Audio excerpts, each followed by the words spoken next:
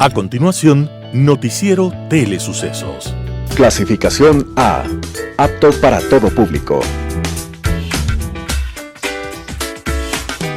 Un noticiero pensado para usted porque se lo merece. Nos acercamos a la realidad desde diferentes perspectivas. Noticiero Telesucesos. Primera parte del Noticiero Telesucesos con las noticias más importantes del día.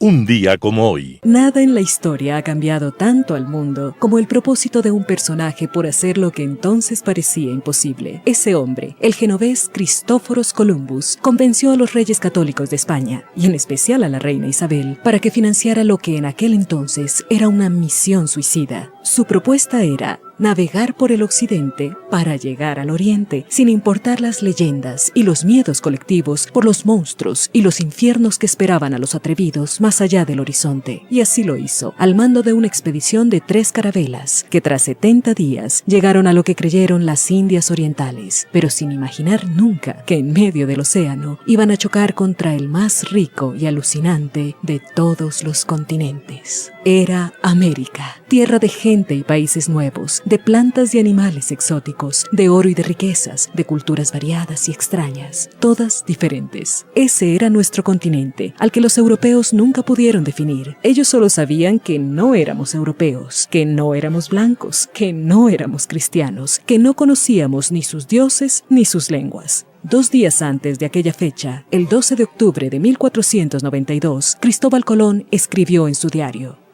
«Hemos escuchado revolotear y cantar pájaros sobre nuestras cabezas toda la noche».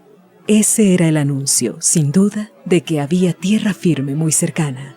Y una madrugada, el comandante Vicente Yáñez Pinzón dio el grito alborozado de «tierra». Nunca una sola palabra había significado tanto en la humanidad, y así cambió la historia para siempre. Fue un día como hoy, 12 de octubre de 1492. Así empezaba nuestra historia moderna, historia que todavía no acabamos de escribir. Las principales noticias del día. Titulares. Juan Esteban Guarderas planteará juicio electoral contra el alcalde de Quito. Se concretó la prefirma del acuerdo económico con Corea del Sur. Prisión preventiva contra ex jueza de Montecristi que liberó a 25 detenidos. En política internacional, el absurdo. Los editoriales serán de Roberto Aguilar. Correa se pone en evidencia.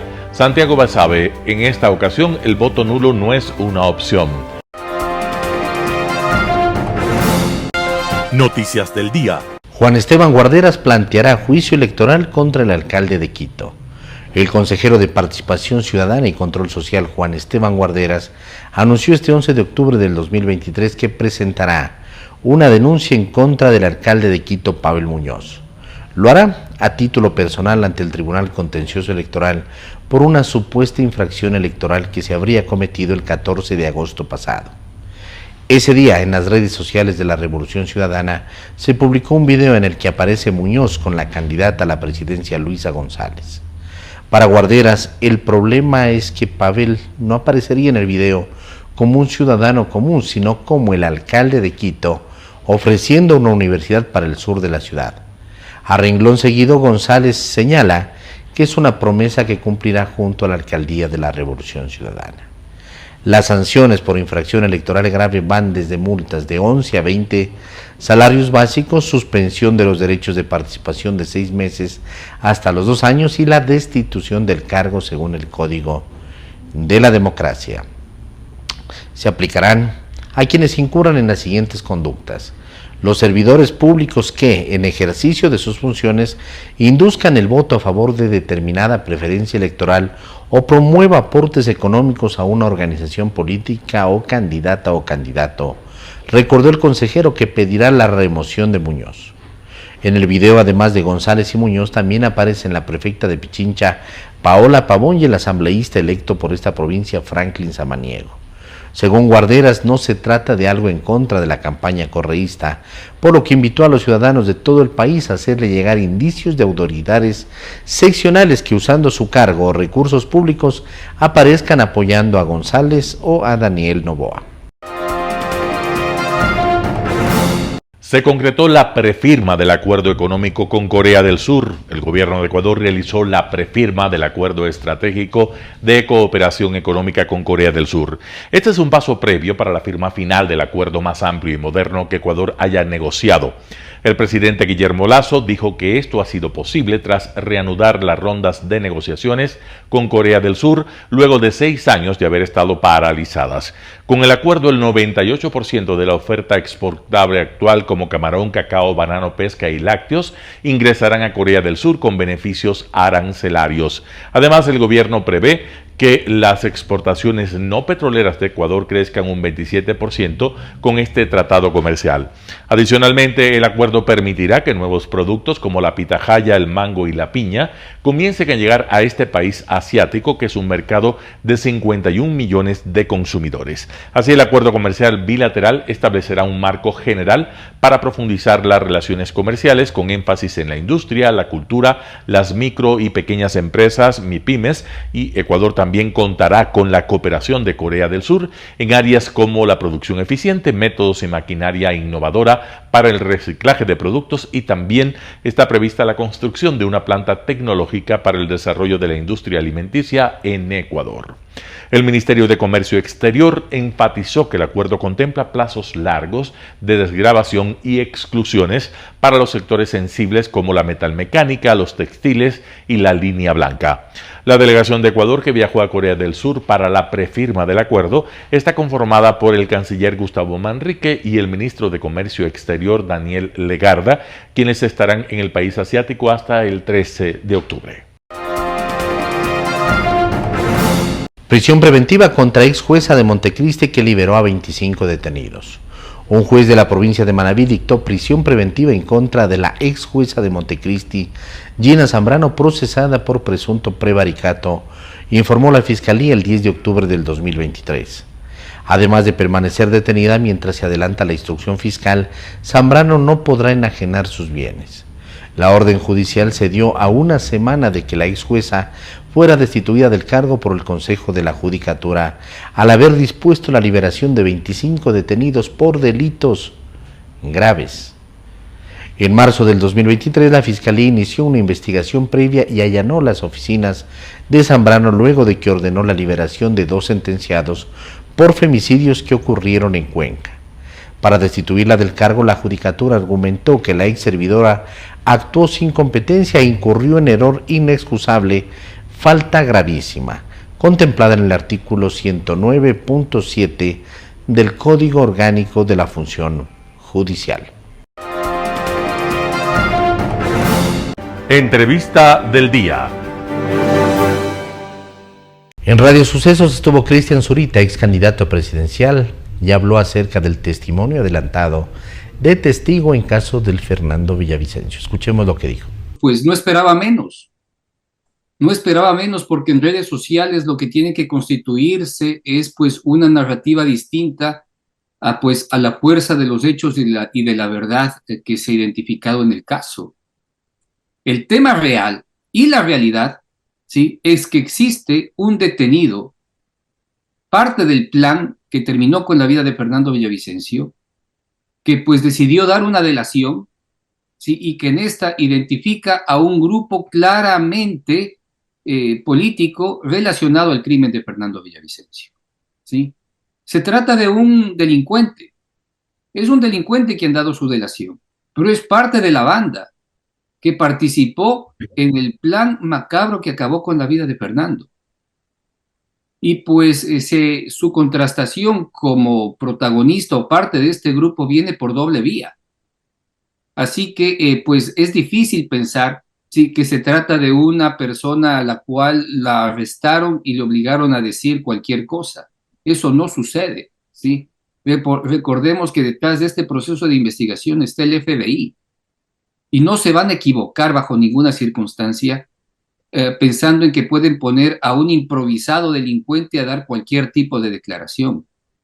La declaración de este hombre al cual hay que preservar su identidad y hay que preservar pues su integridad, da una delación y un camino claro para establecer las líneas de investigación futuras para determinar a los autores intelectuales de este crimen, que de alguna manera siempre lo habíamos sugerido y pensado. De por medio ya existen 4 asambleístas investigados que fueron parte de la Revolución Ciudadana,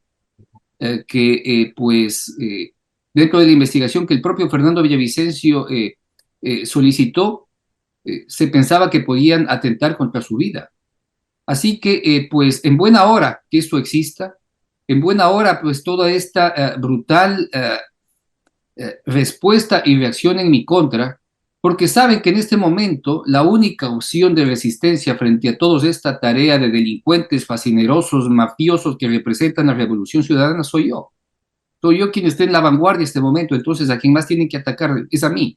Que lo hagan, sí, que yo lo recibo de muy buena manera, pero que esto no va a cambiar la razón de los hechos, la verdad de lo sucedido y pues la confirmación de que existe pues un camino para continuar con las investigaciones desde el punto de vista intelectual. Hay algunas interrogantes sobre este testigo. Primero, él declara el sábado, ¿verdad? ¿Se alcanzó o no a incluir su declaración en la instrucción fiscal que se cerró? La declaración fue el domingo. Domingo. Sí. La instrucción cerró el sábado.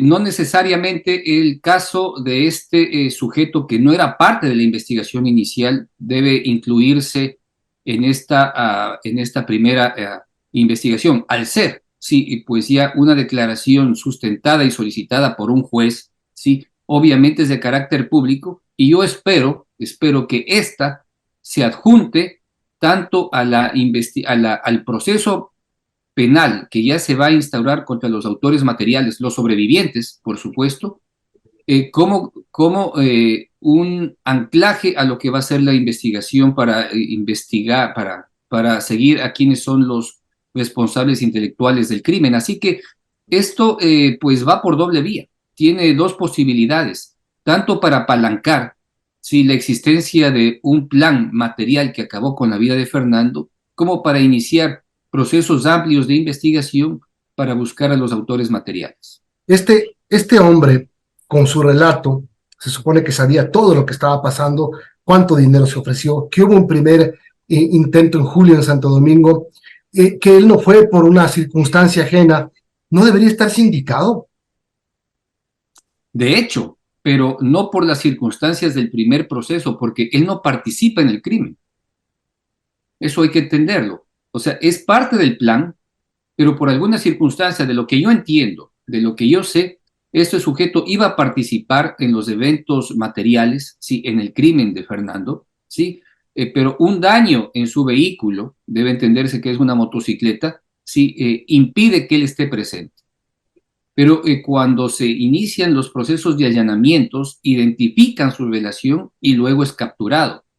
Pero no puede ser capturado como autor material porque no participó. Entonces tiene otro carácter, ¿sí? Otro estatus que pues ha sido investigado y debe de alguna manera tener algún tipo de acusación que se ha mantenido en reserva por las condiciones y la importancia de su palabra, la importancia de sus testimonios, ¿sí? Así que bien puede estar incluido su declaración tanto para el primer caso en el cual no puede ser partícipe, ¿sí? Y tampoco puede ser sancionado bajo las mismas consideraciones de un crimen material. Hugo Espina, especialista en Derecho Penal y Seguridad, estuvo en Radio Sucesos. Habló sobre la crisis que se vive en el interior de la Policía Nacional. Veamos la nota. Con todo esto y el tema tan grave que nos aqueja es la seguridad, Hugo, ¿qué podemos esperar de lo que se logre con estos cambios? Y también pensando en el nuevo gobierno, ¿no? Porque no sabemos quién va a asumir la presidencia de la República, pero sabemos que va a haber cambios pronto. Bueno, lo primero que yo creo que debe haber en el Ecuador es una continuidad del mando institucional.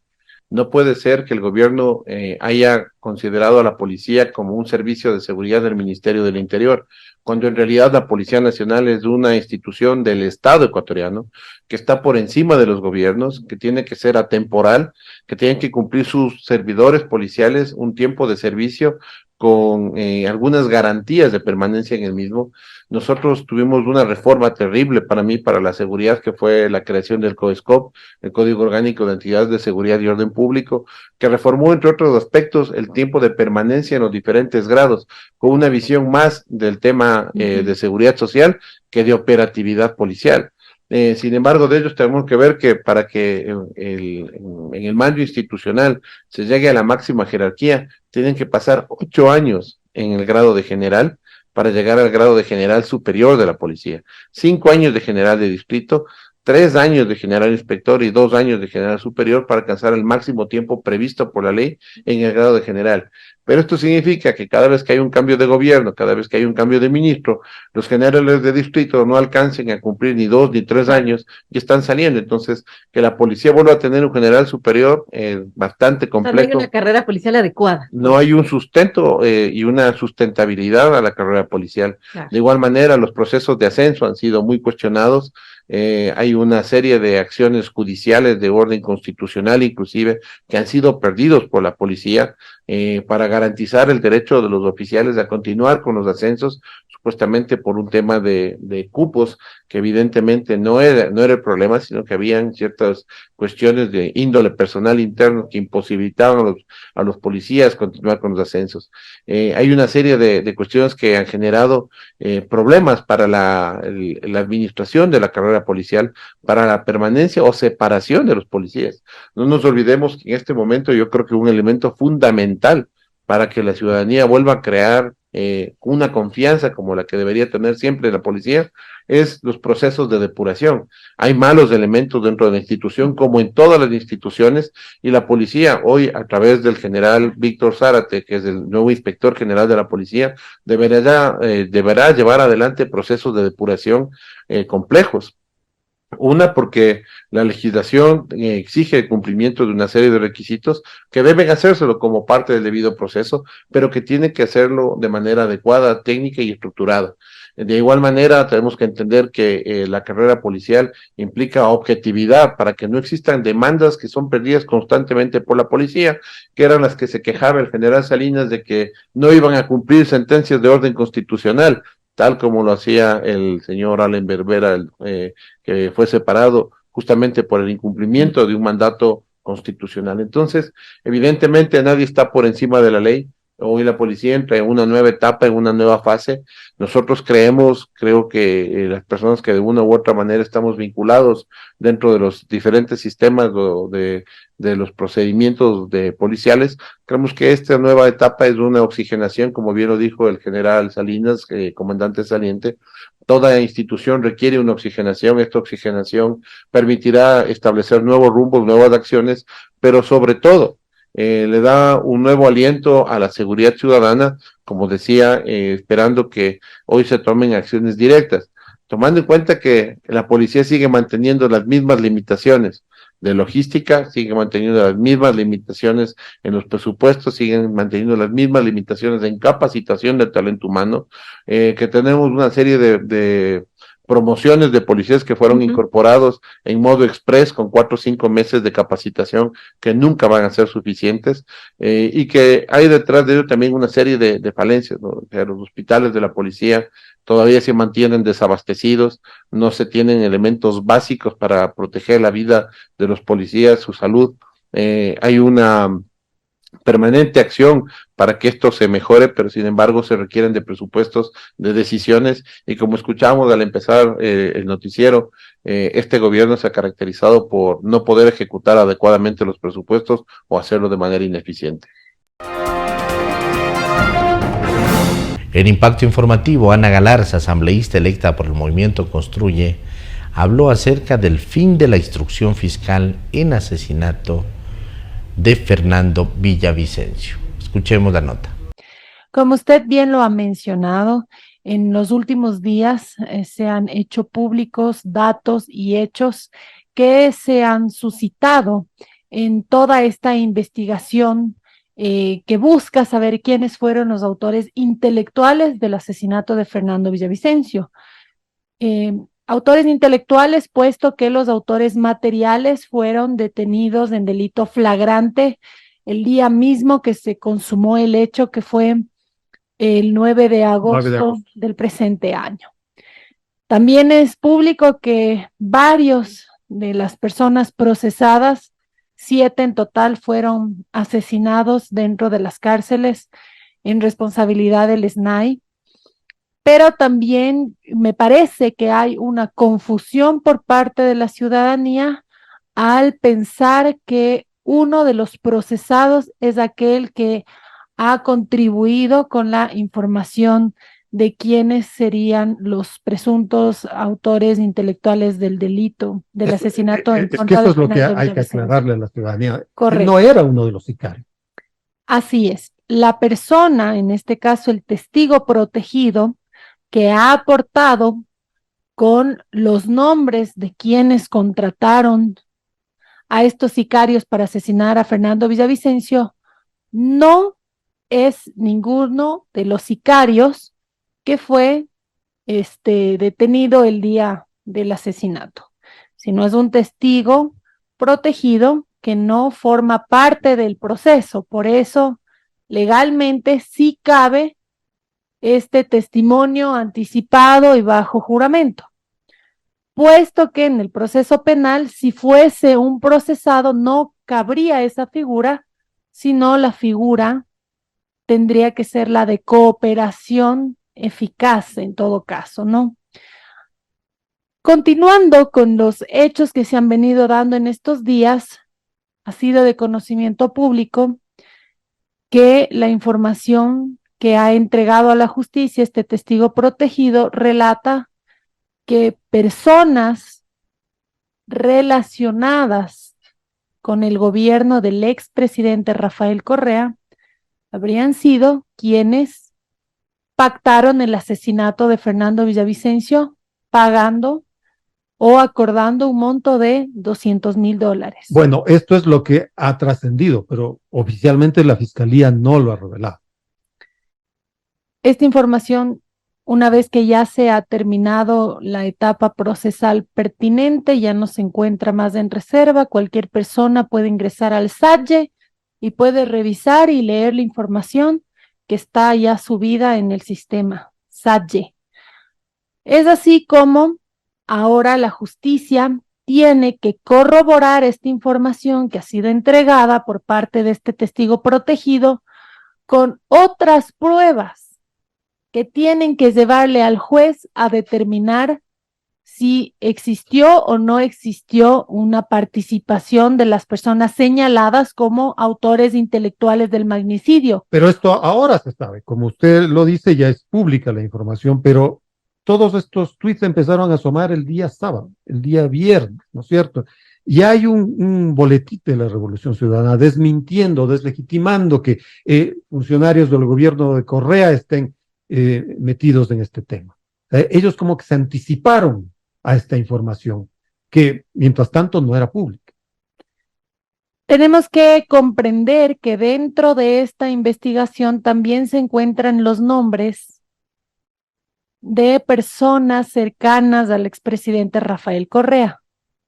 Un nombre que le voy a dar es el de Latin King. Para las personas que no conozcan quiénes son los Latin Kings, pues son una pandilla que incluso dominan una de las cárceles del Ecuador y que se dedican a tema de microtráfico, tráfico de drogas. El correísmo nos puso a un Latin King como asambleísta en 2 asambleas. Este Latin King responde al nombre de Ronnie Aliaga y él es parte de la investigación. Entonces, las personas que están siendo investigadas, tanto como sus abogados, tienen acceso a lo que se está investigando. Que debería entonces formar parte del juicio. Estas personas que están también siendo parte de esta investigación, al tener esa información, lo que hacen es transmitirle la información al líder de la organización política denominada Revolución Ciudadana. Por eso es que ya esta organización política conocía la información que estaba siendo recabada por parte no solo de Fiscalía General del Estado, sino también del FBI, reconociendo también algo muy importante, que Fernando Villavicencio no solamente fue y es importante para el país. Fernando Villavicencio fue y es importante para el mundo. Por eso es que los Estados Unidos de América han ofrecido una recompensa de $5 millones para aquella persona que contribuya con información que nos lleve a determinar quiénes fueron los autores intelectuales, y $1 millón adicional si es que se entrega la ubicación de donde se encuentran aquellas personas que fraguaron este magnicidio. Un panorama de noticias para su estatura intelectual.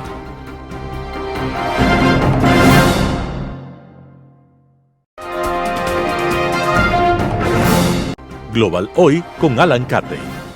El absurdo.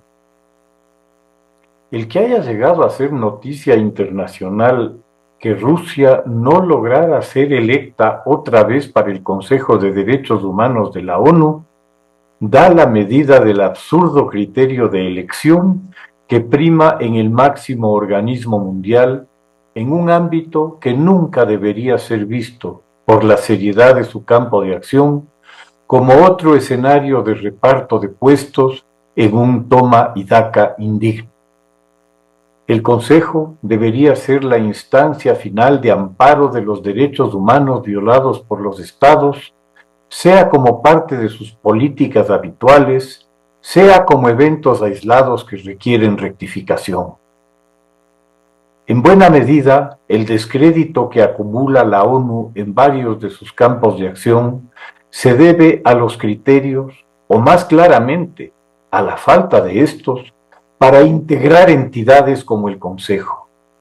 No debería llamar la atención que Rusia no haya logrado regresar al Consejo, del que fuera separada el año pasado, medida que se había tomado únicamente una vez en el pasado, suspendiendo a Libia en 2011.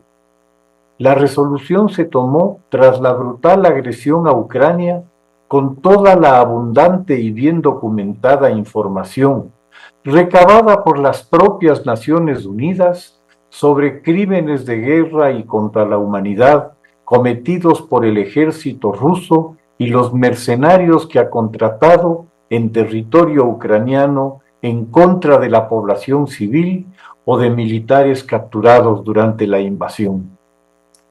Los asesinatos masivos de civiles atados, las torturas, las violaciones, una práctica tradicional de los ejércitos rusos o soviéticos en su historia, al igual que los saqueos, las torturas de prisioneros, en fin, han quedado demostrados más allá de cualquier duda razonable. Incluso se ha llegado a imputar al presidente Putin directamente por la práctica abominable del secuestro de niños, razón por la cual pesa sobre su cabeza una orden de captura internacional. Lo que debería causar indignación es que pueda volver a presentar su candidatura como si nada pasara, quién sabe con qué propósito. Y el que obtenga el apoyo de más de 80 países es demostración de un clamoroso fracaso en transmitir lo que los derechos humanos significan como una etapa superior de la humanidad. Que existan 80 países que luego de presenciar las fotos de los asesinados en Bucha o en Irpin, luego de ver las imágenes de los misiles rusos de gran precisión, como se refiere a ellos del Kremlin, y que con gran precisión destruyen jardines de infantes, escuelas y bloques de apartamentos y matan niños y ancianos a diario, luego de escuchar los propios informes de las Naciones Unidas que han establecido ya en más de 10.000 civiles asesinados por Rusia en Ucrania, ¿consideran que Rusia tiene alguna calidad moral para ser parte de un organismo creado para velar por esos derechos? Nos hallamos en una distopia absoluta. Así se explica la presencia en ese organismo de Cuba, país que tiene más penitenciarías que México, con una población 12 veces más pequeña, y que tiene 90.000 presidiarios en casi 300 cárceles. Bélgica, de similar tamaño poblacional, tiene 35 cárceles y 10.000 presos, la 10ª parte. Adicionalmente, se registran cerca de 1.000 presos políticos opositores al régimen, que se mantiene aferrado al poder por más de 60 años, sin un resquicio para una convivencia democrática. Un país del cual la única esperanza de la juventud es largarse a donde sea, hasta como mercenarios para la guerra rusa, con tal de poder salir de Cuba. En 2022, tan solo a Estados Unidos migraron 225.000 personas y cerca de 400.000 en total. La población cubana actual, 10 millones, en los 60 años de dictadura, ha crecido en 3 millones de personas, de 7 a 10. Menos del 1% por año, lo que en términos demográficos significa que se ha encogido. Este país, autodefinido como una dictadura, que practica de manera sistemática la represión de sus detractores, es parte de ese concepto, de este consejo, y acaba de ser reelecta por otros 3 años. China también ha sido reelecta para integrar el consejo, sin que preocupe a quienes han votado por ella, que sea el país que aplica la pena de muerte a más personas en todo el mundo. El número exacto de los ajusticiados es un secreto de Estado celosamente oculto, como lo es en general cualquier información que previamente a su conocimiento se filtra y censura cuidadosamente. La información acerca de los campos de concentración en el Xinjiang, donde se reeduca, entre comillas, a la población uigur, maleducada porque no habla chino mandarín, pues es de etnia túrquica, y no le cita al premier Xi, pues prefiere orarle a Alá, encerrándola para que olvide sus costumbres y renuncie a su cultura, se ha obtenido por medio de fotos satelitales que revelan toda la extensión de este gulag cultural, capaz de acoger a 1 millón de personas para sus tratamientos, y por los relatos de testigos presenciales, tanto de sus experiencias en los centros de reeducación, como llama el régimen chino a estas extrañas escuelas, a las que rodea de muros y alambradas, con conspicuas torres de vigilancia, equipadas con ametralladoras y soldados, para cuidar seguramente a los alumnos de algún enemigo ignoto que pudiera atacarlos. El que estados con un historial de irrespeto sistemático a los derechos humanos puedan ser parte del organismo encargado de la promoción y protección de esos derechos es una contradicción en los términos. Casi como poner a Irán como miembro y encargarle los temas atinentes a libertad religiosa, o a un hipotético Herodes a cargo de la UNICEF. La elemental sindéresis exige, en aras de una mínima credibilidad institucional, que la vara para integrar el Consejo de Derechos Humanos de la ONU, por la seriedad del tema que ampara, se ponga bien alta. El desempeño de la Alta Comisión de los Derechos Humanos de las Naciones Unidas, que ha podido establecer las violaciones sistemáticas de los derechos en países como Venezuela o Rusia, no puede verse debilitado desde adentro por la presencia de países que se han vuelto unos parias en el mundo por las atrocidades que infligen a su propia población o a aquella de los países de los que agreden. Pretender que a cuenta de cuestionables alineamientos se pueda integrar al Consejo a países como Siria, Corea del Norte o Nicaragua es hasta una ofensa para sus víctimas y para todos los que sufren vejámenes a cargo de estados o instancias de gobierno autoritarios. La lucha por los derechos humanos es tal vez el más importante legado de progreso en el largo camino de poner límites al omnímodo poder que muchos estados creen tener sobre los ciudadanos y lo siguen viendo como los súbditos inermes de un pasado oprobioso. Si algo es preciso prestigiar en las Naciones Unidas, es el organismo máximo a cargo de esto, como el Consejo de Derechos Humanos de ella. Muchas gracias. Editorial. Correa se pone en evidencia, artículo de Roberto Aguilar publicado en Diario El Expreso. La primera persona que habló de Rafael Correa y de su movimiento político como sospechosos de ser los autores intelectuales del asesinato de Fernando Villavicencio fue el propio Rafael Correa. Empeñado en mantenerse un paso por delante en las investigaciones, el expresidente prófugo no cesa de anticiparse a los hechos y a los comunicados oficiales de la Fiscalía, aunque esto le signifique ponerse en evidencia y dirigir hacia sí todos los reflectores. Durante los últimos días, sus precipitados mensajes sobre el asesinato en prisión de los 7 sicarios involucrados en el crimen, así como sobre el testimonio de un procesado que supuestamente inculpó al correísmo, confirmaron que mantiene intactas sus fuentes de información en prácticamente todos los organismos del Estado, especialmente la policía y la justicia, y lo hicieron ver como un actor conectado con los acontecimientos aún más allá de lo que a él le conviene demostrar. Cuando la Fiscalía, un día después del asesinato de los sicarios, llamó a declarar a un último testigo, un integrante de una banda criminal que no está siendo procesado por este caso, sino por otros delitos, el expresidente prófugo fue el primero en revelar el contenido de su declaración juramentada. Básicamente, que fueron políticos correístas quienes ordenaron y financiaron el asesinato de Villavicencio. Según Correa, el testigo en cuestión, retenido en un cuartel militar, fue presionado por el gobierno para inculparlo. Lo dijo por Twitter, horas antes de que la propia Fiscalía diera a conocer información sobre el asunto, aunque omitiendo la identidad de los supuestos autores.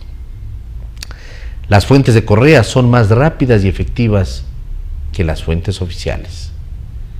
Más insólita fue la reacción de la víspera, viernes 6 de octubre. Ni bien el Servicio Nacional de Atención a las Personas Privadas de la Libertad, SNAI, había terminado de informar que se produjo un evento al interior de la penitenciaría de Guayaquil, como resultado del cual se registraron 6 personas fallecidas, el expresidente ya había sacado las conclusiones correctas de la noticia, que los asesinados podían ser los sicarios de Fernando Villavicencio. En un país donde las muertes violentas en las cárceles son un acontecimiento nada inusual, Rafael Correa fue la única persona a la que se le ocurrió esa idea. Una vez más se adelantó a los hechos para curarse en salud denunciando al gobierno. Y sí, la responsabilidad de esas muertes corre por cuenta de quienes tenían a las víctimas bajo custodia, es decir, el gobierno. Pero, ¿cómo pudo conocer tal cosa Rafael Correa? Y no menos importante, ¿por qué se pone tan nervioso? La declaración del último testigo dio por concluida la fase de indagación previa de la acción fiscal, la investigación propiamente dicha, en la cual se confirmarán o se desmentirán los testimonios. Recién está por comenzar. Es decir, estamos aún lejos de que la Fiscalía solicite a los jueces una audiencia para la formulación de cargos. No existen todavía elementos de convicción. Sin embargo, ante la sola mención de un testigo, el expresidente prófugo ha puesto en marcha todos los mecanismos de reacción de sus guerreros digitales en una campaña de comunicación tendiente a desprestigiar la labor de la Fiscalía, denunciar una conspiración política en su contra y proclamar desde ya su inocencia. Demasiado nervioso para parecer normal. Artículo de Roberto Aguilar publicado en Diario El Expreso. En esta ocasión, el voto nulo no es una opción. Santiago Basabe, Primicias. Cuando un elector anula el voto, está expresando una preferencia negativa respecto a las propuestas que están en oferta. Por tanto, no quiere decir que el votante no tiene una opción que le mueva a votar positivamente, sino simple y llanamente que las que están a su disposición en el mercado electoral le resultan indiferentes. Si no me gusta Noboa y tampoco me agrada González, entonces anulo el voto. Ese sería el razonamiento en el caso de la segunda vuelta ecuatoriana. No obstante, hay ocasiones en las que los defensores del voto nulo deberían detenerse a pensar si efectivamente vale la pena tomar esa decisión.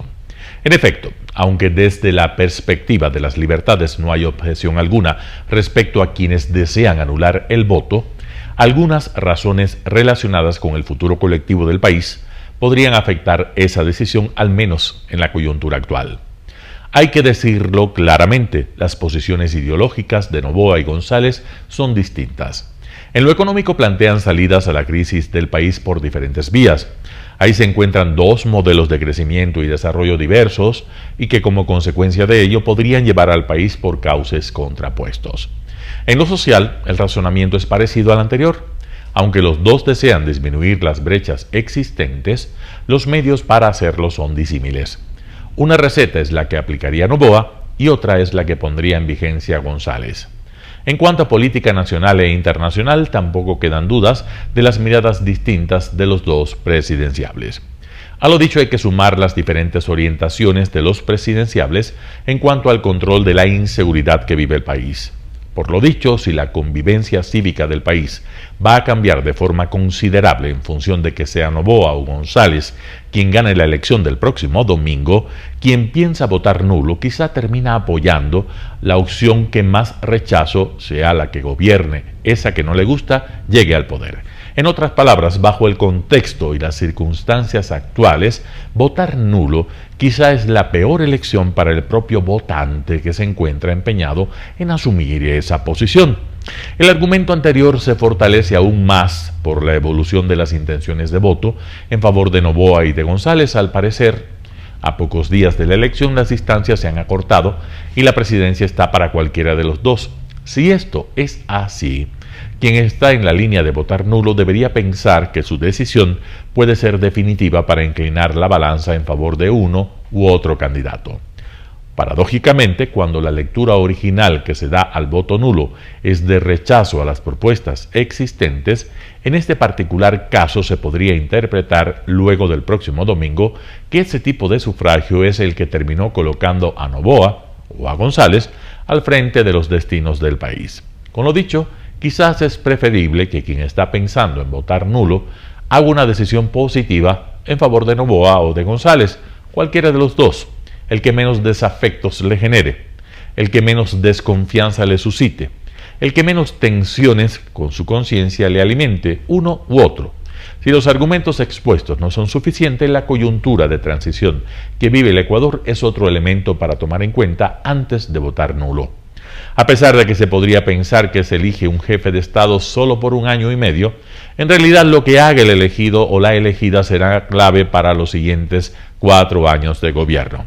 En alguna medida la llegada de Noboa o de González puede sentar las bases para lo que suceda en la elección del 2025 y eso, incluso a quienes están pensando en votar nulo, debería preocuparles. Si ahora Noboa no me gusta y voto nulo, quizá mi decisión ayuda a que Noboa no esté solo hasta el 2025, sino hasta el 2029. Si ahora González no me gusta y voto nulo, quizá mi decisión ayude a que González no esté solo hasta el 2025, sino que llegue hasta el 2029. Qué grave que el candidato que entre los dos más me disgusta pueda quedarse por más de 5 años en el poder. Esa posibilidad existe y para aportar al país una alternativa que tiene el votante nulo está en indagar las propuestas que hacen Noboa y González, sus eventuales equipos de gobierno y a partir de eso, desafortunadamente hay que decirlo, decidir en favor del candidato que le parezca menos nocivo tanto para sus propios intereses como para los intereses del país. Votar nulo es un derecho ciudadano y es una forma de expresar rechazo hacia las opciones existentes. Efectivamente, así es, y esa decisión es respetable. No obstante, hay ocasiones en las que quien piensa votar nulo debe hacer un ejercicio profundo para elegir entre algunas de las candidaturas existentes. Quizás en función de la que menos desagrado le genere, esa posición que no es fácil de asumir. Para el que piensa votar nulo, debe considerar que su voto afirmativo en las circunstancias que vive el Ecuador puede llegar a ser decisivo. El próximo domingo, el voto nulo que se convierte en sufragio a favor de Noboa o de González puede marcar el derrotero del país. Hay ocasiones como esta en las que evitar el voto nulo a cambio de un voto estratégico puede ser la mejor forma de aportar a una convivencia social más auténtica. Santiago Basabe, Primicias.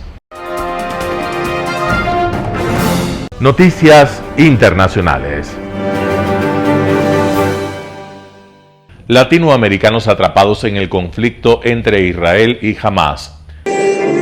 Al menos 9 latinoamericanos han muerto y alrededor de una veintena de personas se encuentran en la lista de desaparecidos luego del mortal ataque de Hamas a Israel este fin de semana, según reportan sus respectivos gobiernos.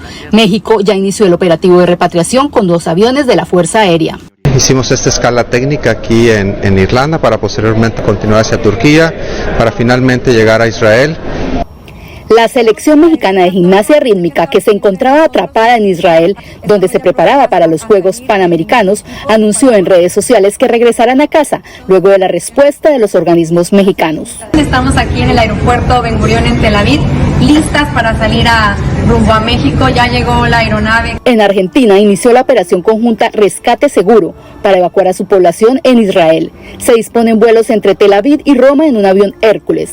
Las autoridades del país suramericano reportan la muerte de 7 de sus nacionales. El Ministerio de Relaciones de Perú reportó la muerte de una persona en ese país. Chile también reporta muertes. Tenemos certeza en este momento de 3 chilenos, de los cuales, 2 son hijos chilenos, una chilena directamente asesinada. Hay además una chilena secuestrada, que en este minuto es nuestra mayor preocupación. Desde Tel Aviv, el estadounidense Adam Bellos, director del Fondo de Innovación Israelí, que está trabajando en las ayudas para los damnificados, dijo que la comunidad se ha unido como una familia para ayudar. Hay más de 2.000 personas heridas y más de 100 secuestrados que están en Gaza. Nadie está hablando de nacionalidades. Estamos más enfocados en tenerlos a todos en conjunto. Las autoridades de Panamá reportaron que una nacional de ese país que había sido reportada como desaparecida fue encontrada. Paula Díaz, Voz de América, Washington.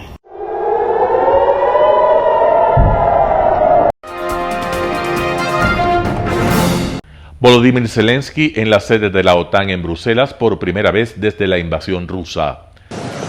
El presidente ucraniano realiza hoy una visita no prevista a Bruselas. Volodymyr Zelensky, que ha sido recibido por el secretario general de la OTAN, Jens Stoltenberg, participa en una reunión con el Grupo de Contacto de Defensa de Ucrania de la OTAN. Hay una petición muy específica sobre la mesa: el suministro a Ucrania de sistemas antimisiles para proteger la infraestructura ucraniana de los ataques rusos durante el invierno. We have very concrete things, and we need them in very concrete, very concrete geographic points. It's important that long-distance missiles or long-distance weapon, doesn't matter how you call. The problem, how to get it. Yes, because you need this, especially for the one reason, to push Russia out of our land. Thank you so much. Zelensky comparó lo sucedido en Israel con los primeros días de la invasión rusa y, sin citar a Palestina, pidió a los líderes mundiales solidaridad con Israel. El presidente ucraniano también puso sobre la mesa de la OTAN la tan esperada petición de cazas F-16. 3 países europeos ya se han comprometido a entregar 60 dispositivos, la mitad de lo que Ucrania considera necesario.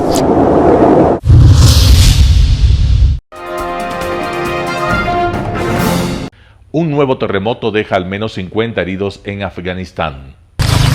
Un nuevo terremoto deja 50 heridos en la ciudad de Herat, en el oeste de Afganistán.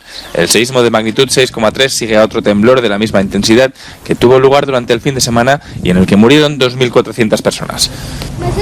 En total, cerca de 4.500 víctimas y una veintena de pueblos destruidos en la provincia de Herat, en el noroeste del país. Además, al terremoto del fin de semana le siguieron 2 réplicas de 5 y 4,1 de magnitud en epicentros muy cercanos. El del sábado fue uno de los peores seísmos en el país desde hace décadas.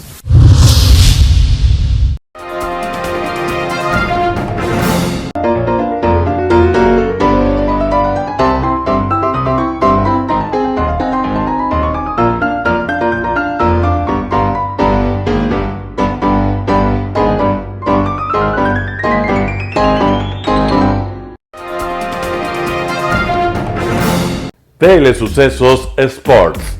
Deportes, deportes, deportes.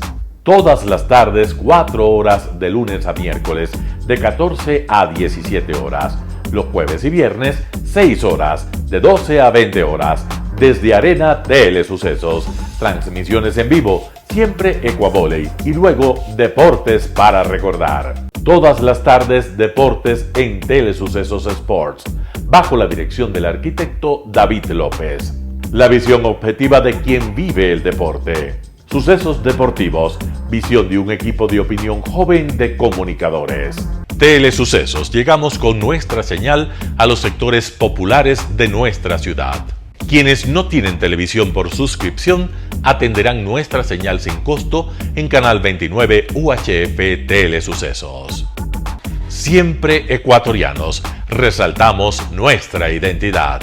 El básquet, esgrima, tenis de mesa, taekwondo, box y muchos deportes más en Telesucesos Sport, sin costo desde la comodidad de su hogar en Telesucesos Canal 29. Arena Telesucesos es una importante y funcional edificación cubierta dispuesta para la práctica y desarrollo de eventos del Ecuavoley. La transmisión de Telesucesos se podrá sintonizar además a través de Claro TV Canal 43, TV Cable Canal 73 y en redes sociales Facebook Live Telesucesos Quito y YouTube Telesucesos HD. Si deseas asistir a los encuentros en vivo de Ecuavoley, comunícate con nosotros a los números de teléfono 2021-224 o al 0989-973-725. Ven con tu familia y amigos a vivir la emoción del Ecuavoley. Emoción sin límites los días jueves y viernes desde la comodidad de su hogar.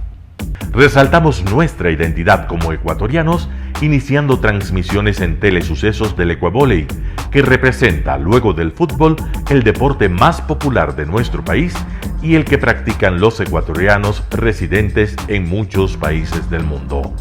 Nuestra señal será transmitida en directo por televisión abierta en la ciudad de Quito y a través de las redes sociales a todo el país, así que llegará a Estados Unidos, España e Italia, creando a través del Ecuavoley un nexo fraterno entre ecuatorianos y entre los inmigrantes de nuestro país.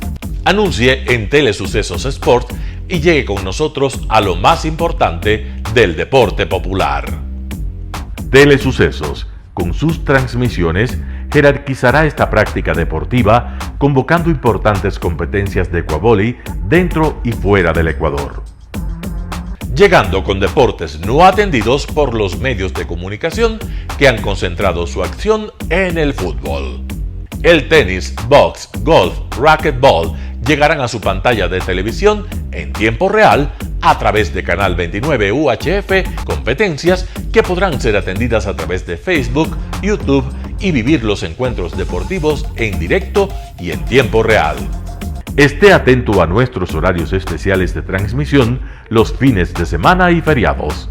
Usted y su familia disfrutarán desde la comodidad de su hogar de las emociones del Ecuavoley, deporte tan nuestro.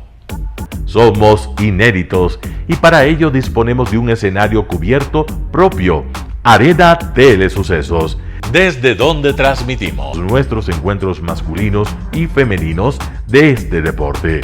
Simple y gratuito. Llama a nuestros números de contacto 2021-224 o al 0989-973-725 y regístrate como invitado especial para nuestros eventos en vivo. Arena Telesucesos, el escenario cubierto para la práctica del deporte 100% ecuatoriano, el Ecuavoley. Telesucesos es un canal de televisión que incorpora a su programación manifestaciones culturales y deportivas que marcan la identidad de nuestro país. Consideramos que el Ecuavoley es una manifestación deportiva con partida de nacimiento popular y nombre propio ecuatoriano. Arena Telesucesos, funcional espacio cubierto para la práctica y desarrollo del deporte. Arena Telesucesos, el escenario para campeones. Arena Telesucesos atiende deportes de su preferencia: básquetbol, tenis de mesa, esgrima, taekwondo, fútbol sala, box, halterofilia. Por fin tiene usted un espacio de difusión de su deporte preferido. ¿Cómo llegar? Nuestras instalaciones se encuentran en el norte de la ciudad, en un sector de gran crecimiento y desarrollo urbano al que se accede a través de la vía E35, más conocida como la Avenida Panamericana Norte. Desde el centro comercial El Portal, a 2 kilómetros a la derecha, se encuentra la calle García Moreno, antiguo camino a Llano Grande, una arteria en la que se desarrollan dinámicos comercios. Junto al centro comercial Ciudad Alegría, a 100 metros, hemos llegado a nuestras instalaciones, Arena Telesucesos, la cancha del Ecuavoley. Telesucesos, el canal de televisión siempre inédito. El noticiero Telesucesos es retransmitido de lunes a viernes a las 7 horas por Radio Planeta Sur 106.1 FM de la ciudad de Loja. Noticiero Telesucesos.